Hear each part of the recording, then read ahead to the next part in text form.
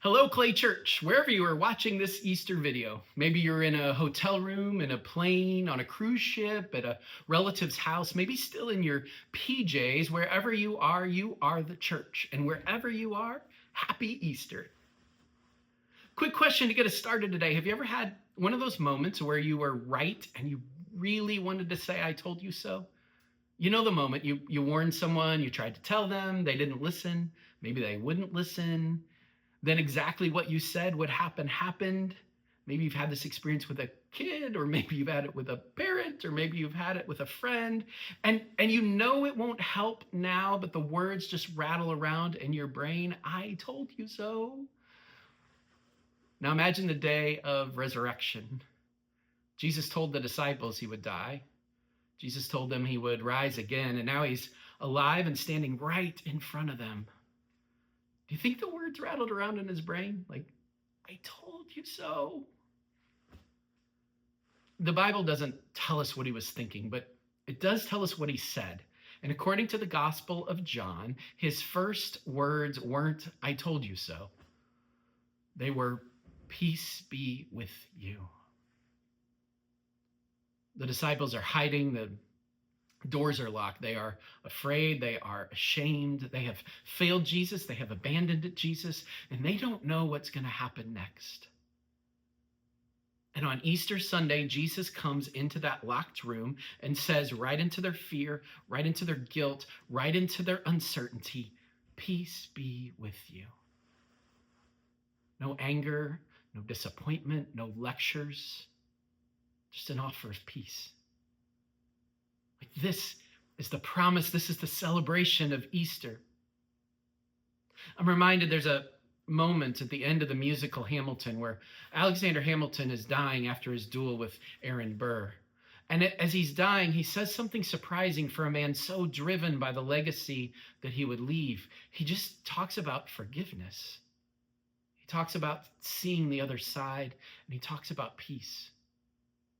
I was curious how much of this was fact versus made for theater. I mean, it's a musical after all. And what I found is it's true. In fact, Hamilton wrote of this peace in the face of death to his wife, Eliza, in a letter written even before the duel, a letter we still have. At the end of life, people often don't talk about success or money or winning arguments.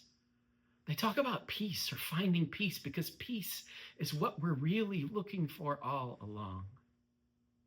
And the amazing thing about Easter is this: Jesus doesn't wait until the end of our lives to offer us peace. Jesus comes breaking into locked rooms of fear, locked rooms of guilt, locked rooms of uncertainty, locked rooms of grief, locked rooms of doubt.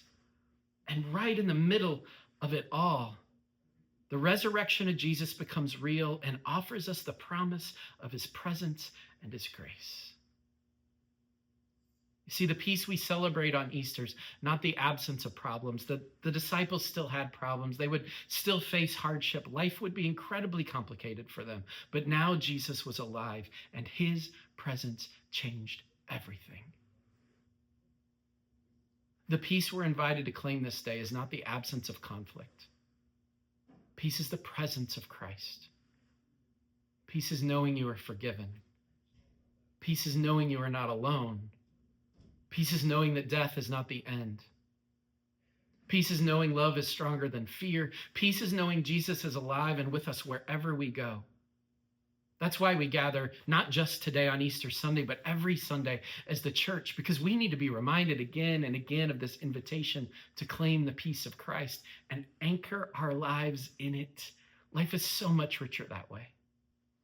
So wherever you are this Easter, on the road, on vacation, with family, at home, in a quiet place, in a busy place, remember this: the risen Jesus still comes to his people and says, peace be with you. And then he sends us into the world to carry that peace with us. So this Easter, don't just celebrate peace, but carry it, share it, leave it behind wherever you go. Because the resurrection didn't just change one morning long ago. It transforms the world. The resurrection means that Jesus is alive and his peace is still moving through the world, through people like us, you and me. Christ is risen. He is risen indeed. Peace be with you. May you carry peace with you. Amen. And happy Easter.